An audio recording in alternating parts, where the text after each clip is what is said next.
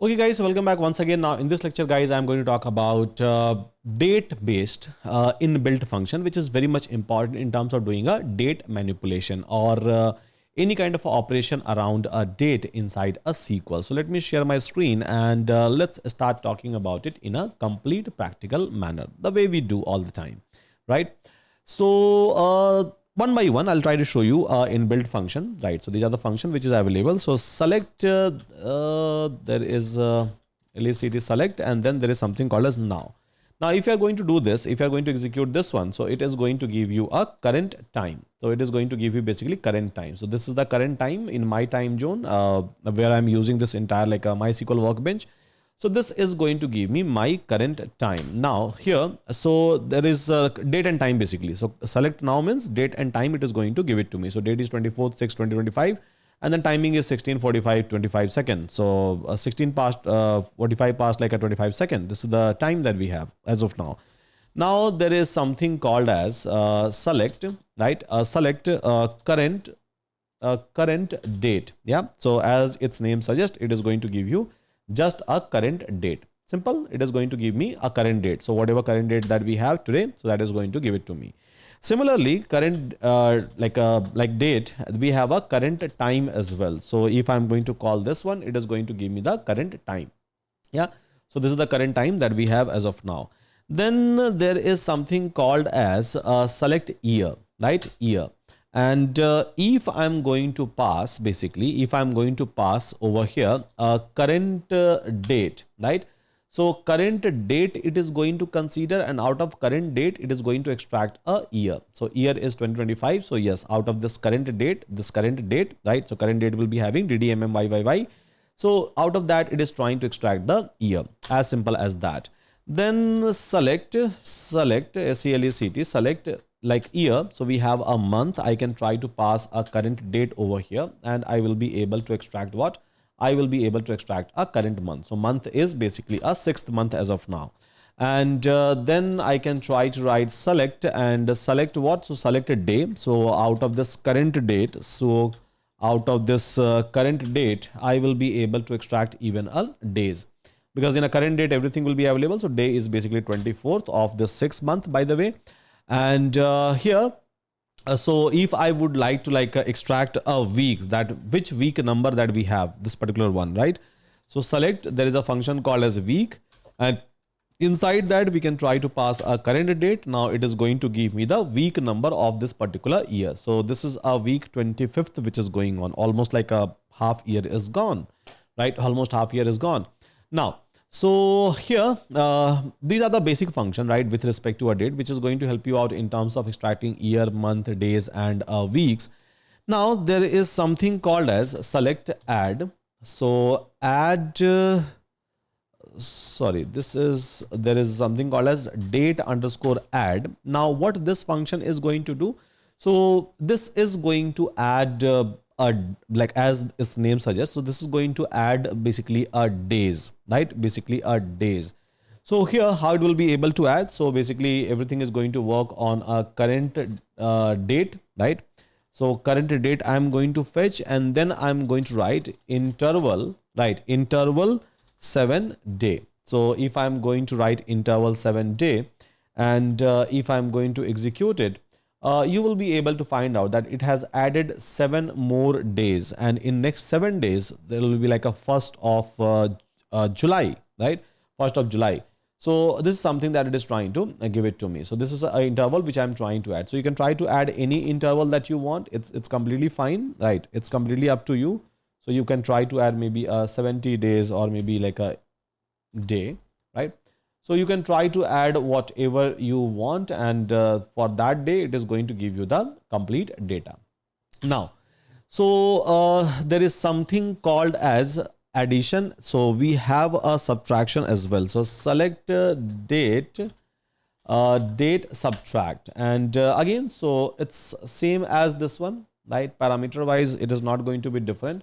So you can try to pass all of this parameter and execute it, and it is going to give you minus. Yeah, minus. So this particular interval, if you are going to call date subtract. Okay. Now, so there is something called as select date difference. So as its name suggests, it is going to give you a difference between the date.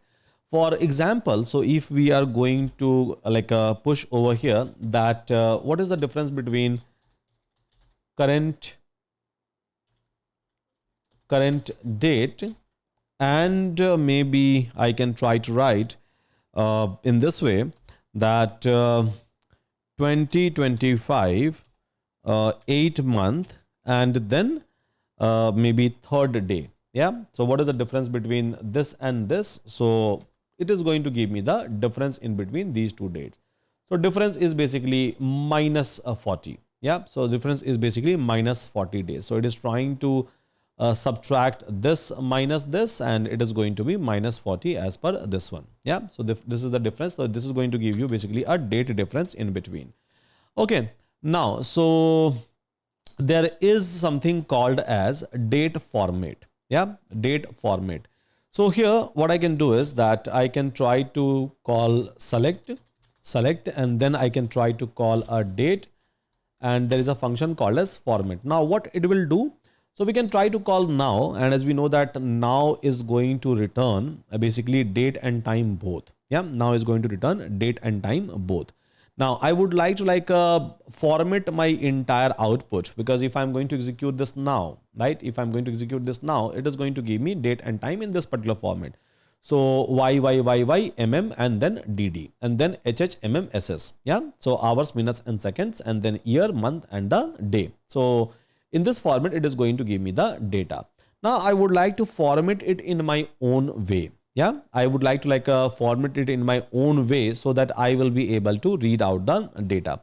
So practically it's possible to format a data as per my need, as per my requirement. So what I can do is that I can try to write percentile of W, and then I can, so it's one of the format which I'm writing. Again, and not necessarily that you will be writing the same format.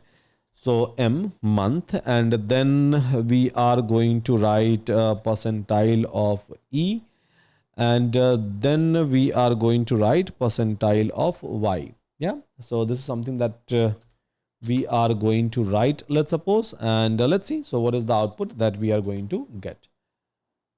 So here you will be able to find out that it is trying to give me a return in this particular format. So yeah, it is trying to give me a years, which is eventually correct. It is going to give me the date, which is eventually correct. It is going to give me a month, which is again eventually it's a correct one.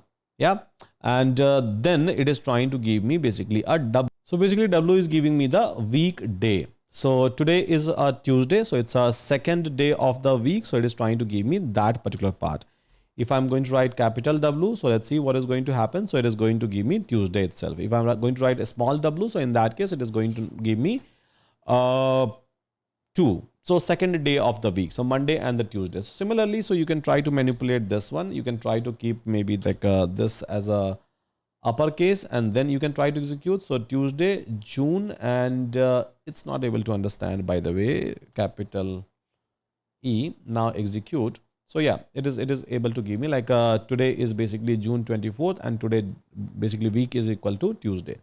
So in my own format, I will be able to extract a data, whatever format that you want, whatever sequences you want. So you can try to interchange these entire things, and then you will be able to get the data in the way you are looking for. No restriction at all. And this is going to help you out in terms of storing a date information in your own way. Okay. So here what I can do, select, and then there is a function called as day name. Yeah, day name. So here if I'm going to call now, so it is going to return me basically what is today's day name. So now is going to give me like a time and date both. And out of that, so I'm trying to convert that into a day name. So today is Tuesday. So yeah, it is able to give me a day name. And then select, similarly, select month name. Yeah, month name. And then I can try to pass a now over here. And it is going to give me basically a month name. So current month is basically June. So it is going to give me that particular part.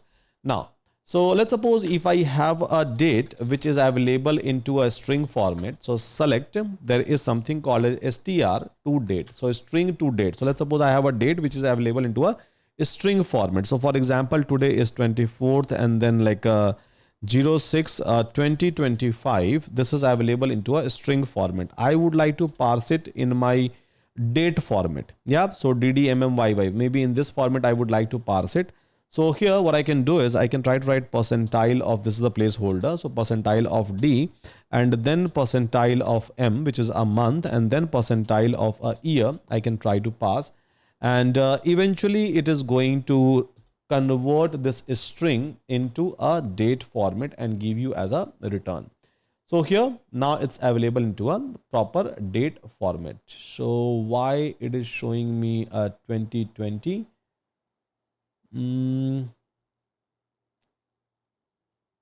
I have not mentioned this. Okay, so let me mention Y capital over here. That's a mistake, I believe. So yeah, 2025, 6 and 2024. So this is in this format, it is trying to return me this particular data. As simple as that. So these are some of the common inbuilt function, guys, with respect to our date. Hope all of you have liked it and hope all of you are able to understand. Understanding wise, I don't think that it's tough. It's very, very easy. The only thing is that we should be aware about it, right? That, okay, this is something which actually exists. Yeah, we should be only aware about it. So with that, guys, thank you so much. Take care and see you again once in my next lecture.